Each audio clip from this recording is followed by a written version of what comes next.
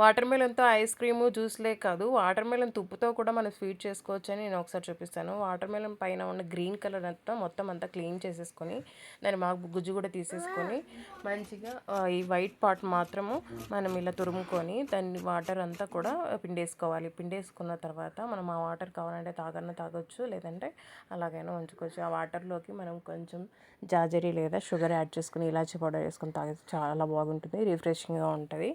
అలాగే మనం ఇలా తురుముకొని పెట్టుకొని వాటర్ పిండేసుకున్న దానిని కొంచెం గీ వేసుకొని అందులోకి డ్రై ఫ్రూట్స్ వేయించుకున్న తర్వాత ఈ పిండేసుకున్న కొంచెం పిప్పి ఉంటుంది కదా, అది కూడా బాగా వేయించుకొని పచ్చివాసన అంతా పోయే వరకు బాగా వేయించుకున్న తర్వాత నేను బ్రౌన్ షుగర్ వేసుకుంటున్నాను. మీరు కావాలంటే జాజీర వేసుకోవచ్చు, లేదా వైట్ షుగర్ వేసుకోవచ్చు. మీ ఇష్టానికి కొద్దీ మీరు వేసుకొని మంచిగా ఇట్లా బాగా పచ్చివాసన అంతా పోయే వరకు బాగా మెల్ట్ అయ్యే వరకు కరిగించుకునేసి, అందులోకి ఫుడ్ కలర్ కూడా వేసుకునేసి, అందులోకి ఇలాచి పౌడర్ వేసేసి బాగా మిక్స్ చేసుకుంటే టేస్టీ హల్వా అయితే రెడీ అయిపోతుంది. మీరు కూడా ట్రై చేసి చూడండి.